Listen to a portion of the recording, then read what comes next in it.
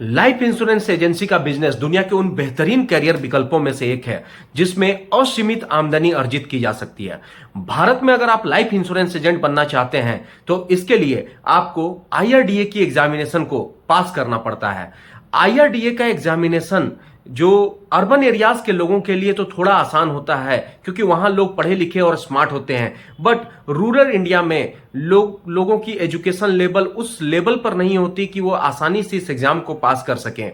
तो उनको किस तरह से इस एग्जाम को पास करना है, किस तरह से वह एग्जाम पास करके और एलआईसी या किसी प्राइवेट इंश्योरेंस कंपनी में जुड़ करके अपना लाइफ इंश्योरेंस एजेंसी में करियर बना सकते हैं, इसके बारे में गाइडेंस देने के लिए यह वीडियो रिकॉर्ड किया जा रहा है। दोस्तों, मेरा नाम अनंत कुमार है और मैं life insurance corporation of India Bharatiya Jeevan बीमा निगम में पिछले 10 वर्षों से एक डेवलपमेंट ऑफिसर, विकास अधिकारी और सीनियर बिजनेस एसोसिएट के रूप में काम कर रहा हूं।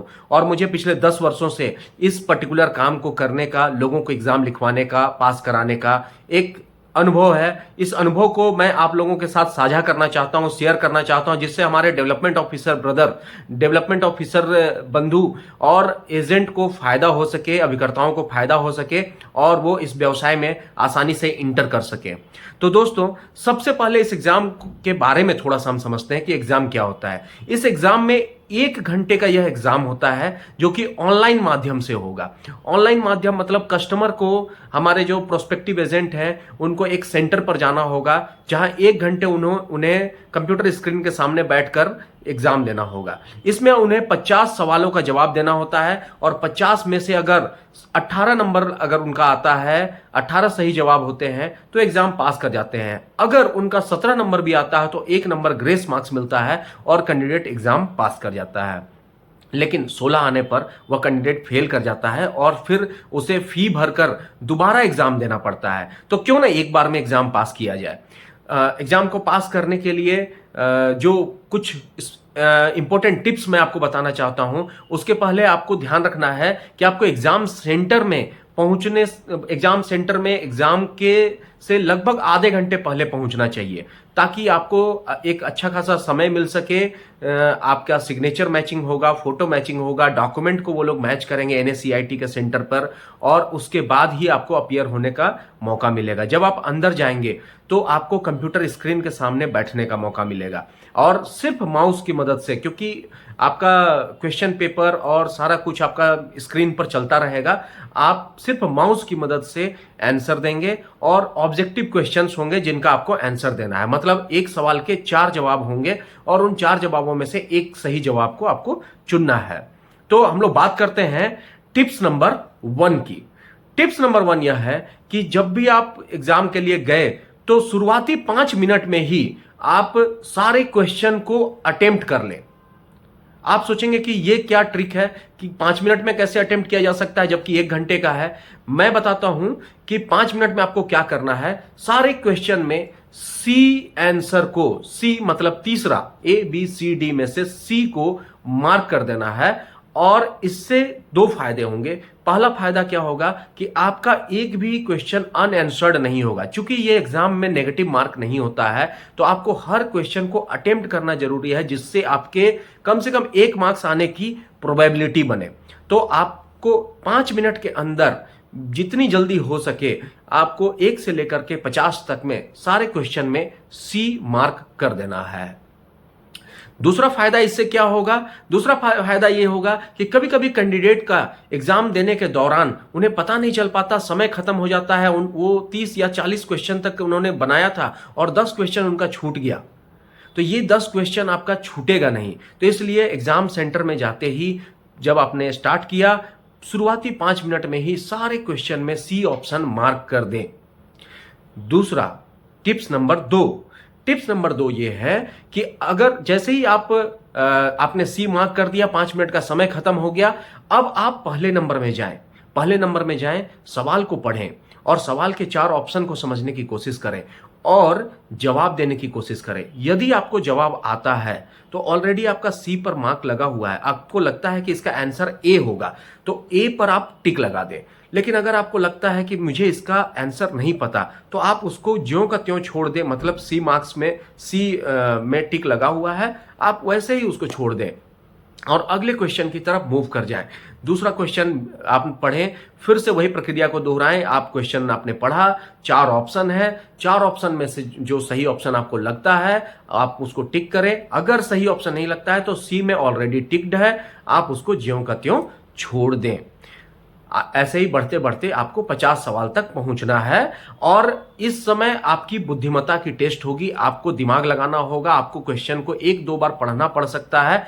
और इसके लिए आपने ऑलरेडी IC38 बुक की पढ़ाई की होगी, जिसके मदद से आपको इसमें आंसर देना है। आपको 50 में से ज्यादा से ज्यादा 20-22 सवालों के जवाब ही बदलने की जरूरत पड़ेगी। क्वेश्चंस हो सकता है थोड़े टफ रहेंगे, 20-22 सवाल का जवाब अगर आप बदल पाए तो उतना ही काफी है। टिप्स नंबर 3, कुछ ऐसे सवाल होंगे जिसमें आपको क्वेश्चंस भी बहुत लेंदी होंगे, काफी लंबे होंगे, और उसके चारों ऑप्शन भी काफी लंबे होंगे। कैंडिडेट को अपने बुद्धि का, अपने विवेक का इस्तेमाल करना है कि ऐसे क्वेश्चंस हो सकता है आपका 5 मिनट 7 मिनट आपका किल कर दे, जिससे आप क्वालिटी टाइम दूसरे क्वेश्चन में जो देना चाहते हैं वो आप नहीं दे पाएंगे।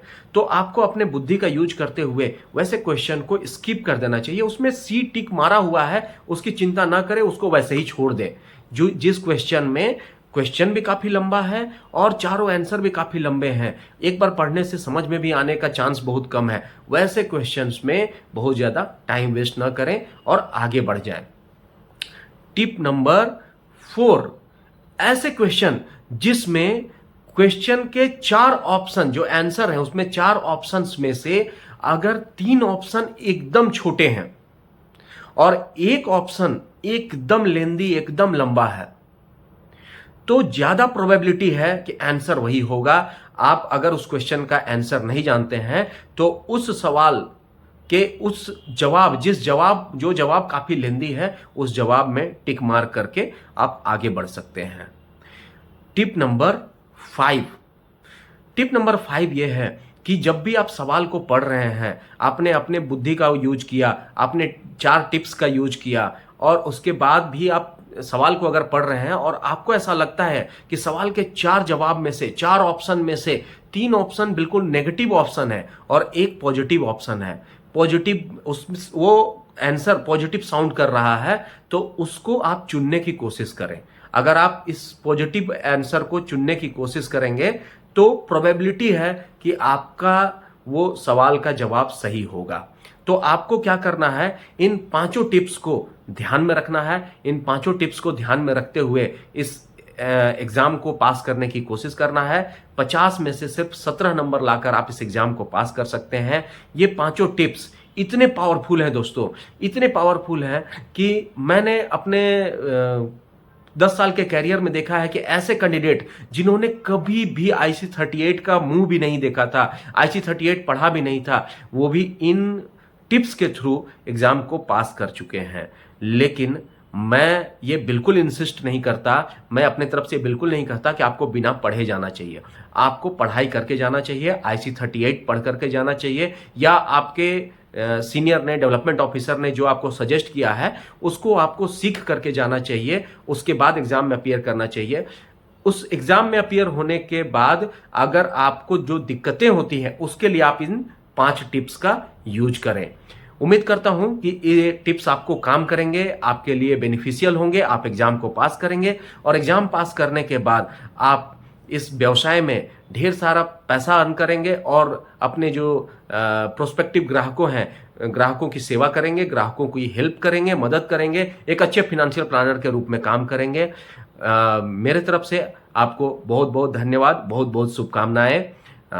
ये वीडियो चैनल लर्निंग बिस्ट पर अपलोड हो रहा है और इस वीडियो को लाइक करें, शेयर करें उन दोस्तों के साथ जो दोस्त आपके इस एग्जाम में अपीयर होने वाले हैं, या उन विकास अधिकारियों के साथ में जिनके टीम में नए नए लोग एग्जाम देने के लिए आते हैं।